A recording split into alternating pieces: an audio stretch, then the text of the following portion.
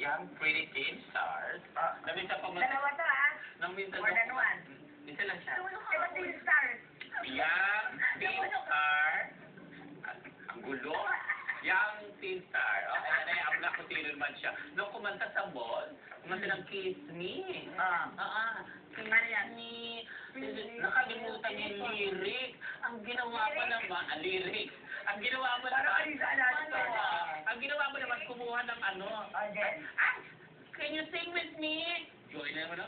Nasayaw lang. Ang maganon ka. Yung Kiss Me. Pero 14 years old, ay 13 years old siya. Kiss me. Nagwala. Nagwala sa mall. Sino to? Puro kiss me.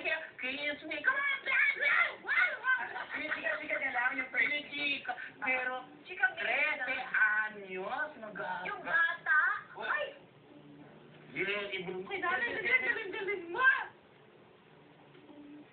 Paano ba tatawa lang yung paggaling? Pero hindi, nakakaloka. Arte ko ng Kinapos siya ng panahon para pag-aralan. Hindi. Pag-aralan ng Ang word eh, nagwawala eh. Ay, hindi. Rado lang sa akin. Pero dito ko naman yan sa mga interviews. Magkano yung mga bata ngayon? She's 14. 14? Yung kahit Sino ako. ang kalab team niya? Jake Vargas at isa na yung Joshua Junicio. Uy, hindi tayo yung kalab team ni Jay. Kasi napanood ko sa Walang Tulugan si Saturday. Si Bayan yung kalab team ni Bira totoo sa walang lugar. Siya na lang, si Jake Vargas pa every episode ng Walang Tulugan. Bakit regular siya sa amin na yan? Hindi. Bakit ang question mo? Ba't nag-birthday 3 episodes? Nice. Pakailan niya. Wala daw akong yung kaibigan ko nag-guest sa Walang Tulugan. Sino? Kaibigan ko. Tinanong lang, kamusta naman si Jake sa set? Okay po.